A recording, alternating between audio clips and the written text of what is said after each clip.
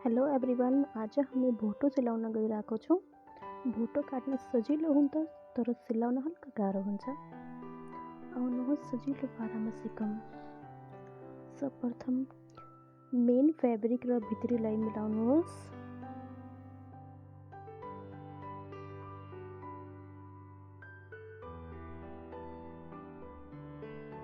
आधा inch margin छाडेर माथि सिलाइ हाल्नुहोस् छेउछेउमा।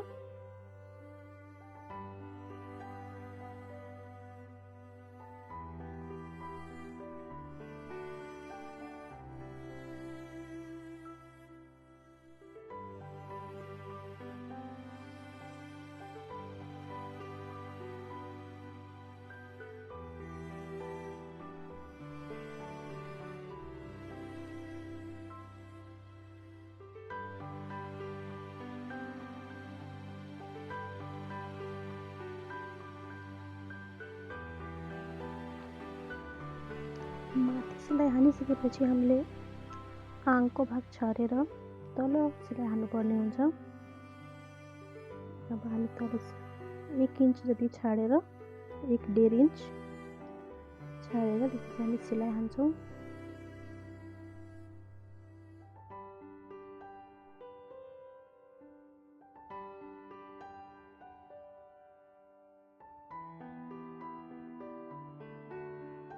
यति गरिसकेपछि हामीले छेउछेउमा कट लगाउँछौँ। यो कट लगाएपछि खुम्चिने हुँदैन अनि यो कट नलगाएपछि त्यो सिलाइबाट कपडा खुम्चिन्छ। त्यही भएर हामीले कट लगाउनु पर्ने हुन्छ। सानो सानो सिलाइदेखि यता नआओस् त्योदेखि बाहिर नै कट लगाउनु पर्छ सिलाइ हानेदेखि। यति गरिसकेपछि अब हामी यसलाई सुल्टो गराउँछौँ। यसलाई बिस्तारै गराउनु होला, नआत्तिनु होला।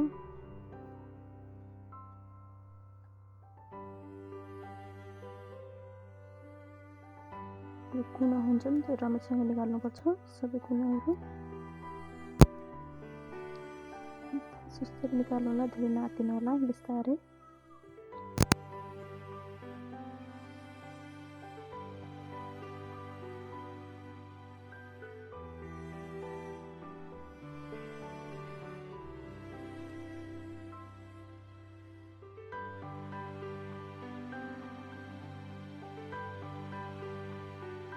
सुल्टो गराइसकेपछि यो यसरी देखिन्छ। यो पहिलो भाग तयार भयो। अब यसै गरी नै हामीले अर्को भाग पनि तयार गर्नुपर्ने हुन्छ। यो रेडी भएपछि अब यस्तो देखिन्छ। अब हामी लागौँ अर्को पाटा तयार गर्न यसको। पहिलो पाटा तयार गरे जस्तै नै फेरि अर्को पाटा पनि तयार गर्नुपर्ने हुन्छ।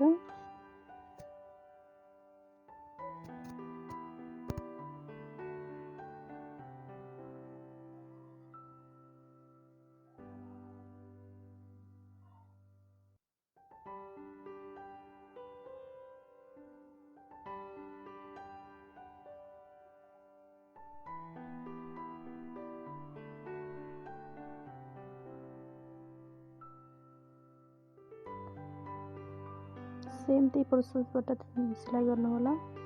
अनि अघि न 1 इन्च छाडेको थियौँ, त्यही अनुसार यसमा पनि 1 इन्च छाड्नुपर्ने हुन्छ तलपट्टि खुल्ला भाग।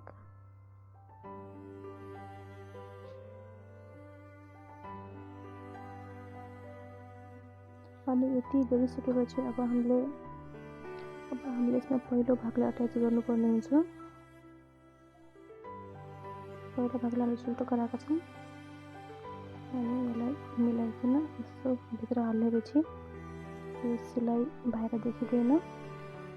अनि यता अलि ध्यान पुऱ्याउनु होला। अनि यता आङ मात्र सिलाउने हो। अघि 1 इन्च जहाँ छाडेको थियौँ त्यहाँसम्म सिलाउने हो। अब माथिको राखेर तल 1 इन्च सिलाइ गरायौँ, त्यहाँसम्म मिलाइकन अब सिलाइ हाल्नुपर्ने हुन्छ। यहाँ यी हेर्नुहोस्, हाम्रो एउटा पाटा तयार भयो।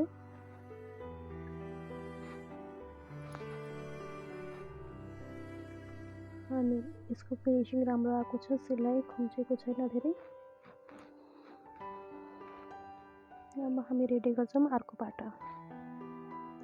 यो पछि बनिसकेपछि यस्तो देखिन्छ। यसै गरी नै हामीले अर्को पाटा पनि तयार गर्नुपर्ने हुन्छ। अब हामी अर्को पाटा तयार गर्छौँ। सेम त्यही यसरी नै सिलाइ हानिसकेपछि हामी अर्कोपट्टि पनि सिलाइ हाल्नुपर्ने हुन्छ। तर त्यहाँ हामीले फर्काउने भाग छाड्नुपर्ने हुन्छ 2 देखि 3 इन्चसम्म। त्यही भएर हामीले पहिला काकीबाट सिलाइ हानेर बिचमा आएर ठाउँ छाड्नुपर्ने हुन्छ यहाँ, किनकि पछि कपडा फर्काउनु पर्ने हुन्छ।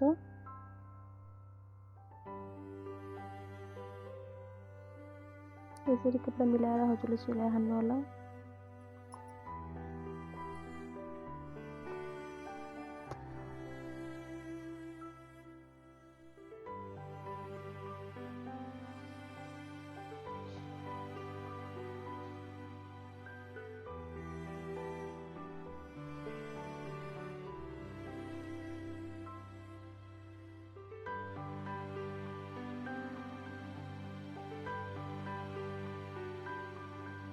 यसरी सिलाइ हानेपछि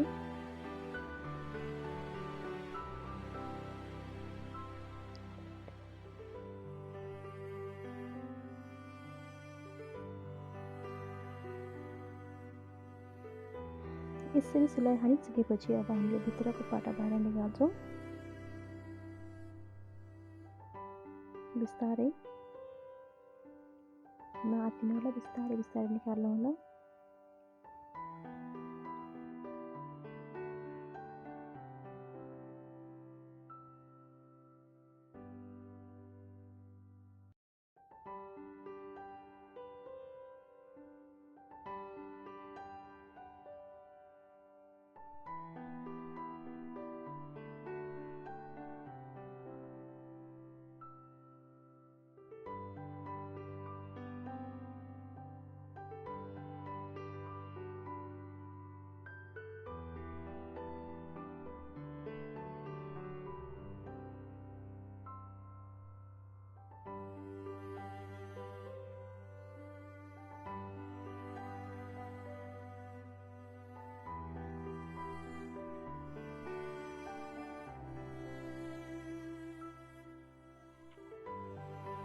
यसरी निकालिसकेपछि अब हामीले सबै कुनाहरू निकाल्नुपर्ने हुन्छ।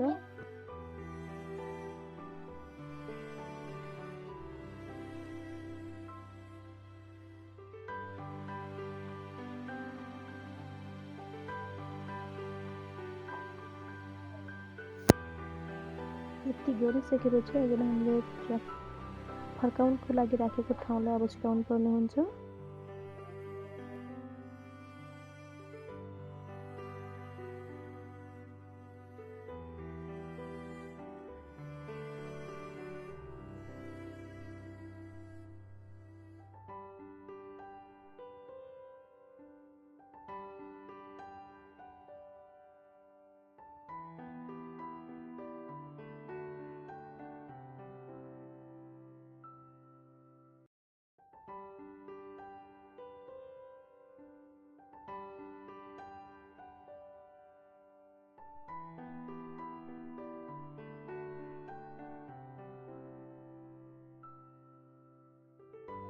यति गरिसकेपछि अब हामीले यिनको छेउछाउमा सिलाइ हाल्नुपर्ने हुन्छ, चारैतिर, माथि अनि तल।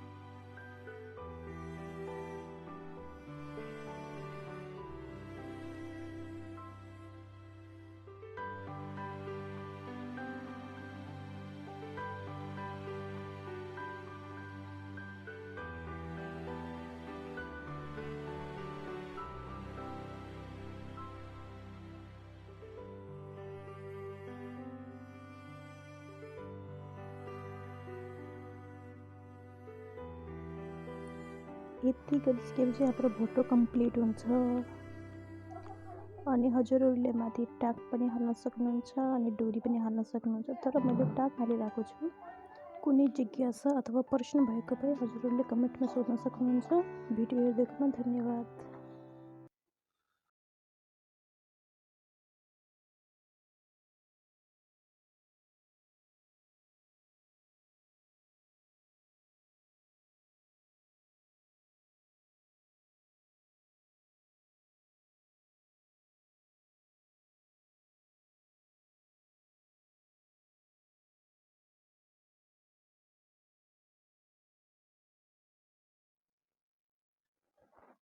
अनि यो गरिसकेपछि अब हामीले यसको छेउछेउमा सिलाइ लगाउनु पर्ने हुन्छ।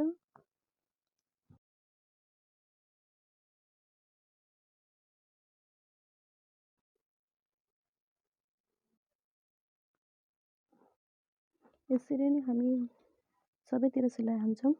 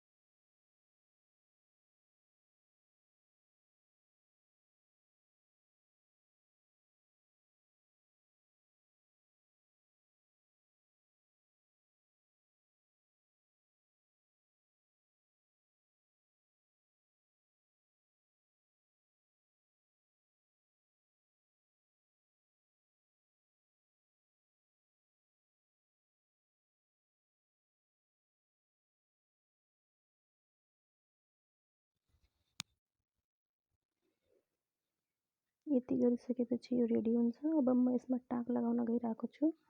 हजुरहरूले डोरी पनि हाल्न सक्नुहुन्छ, बट यसमा म टाङ्का गराउँछु। अब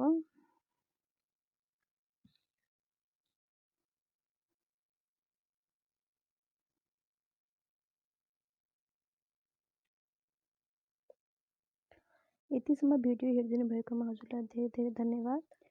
केही जिज्ञासा वा प्रश्न भएकोमा हजुरले कमेन्टमा गएर सोध्न सक्नुहुन्छ। म सबै प्रश्नहरूको जवाब दिनेछु।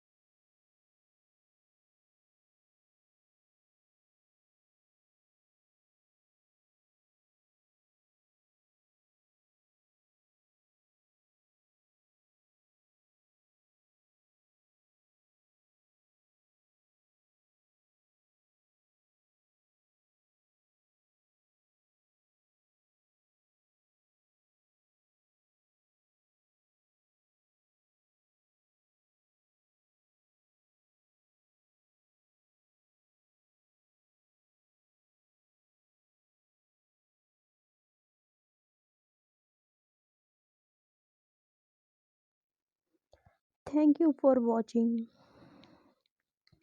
साथ र सहयोग दिनुहोला, लाइक एन्ड सब्सक्राइब गर्नुहोला। नेक्स्ट भिडियोको लागि, डिजाइनर ब्लाउज सिक्नको लागि सब्सक्राइब गर्नुहोला। धन्यवाद।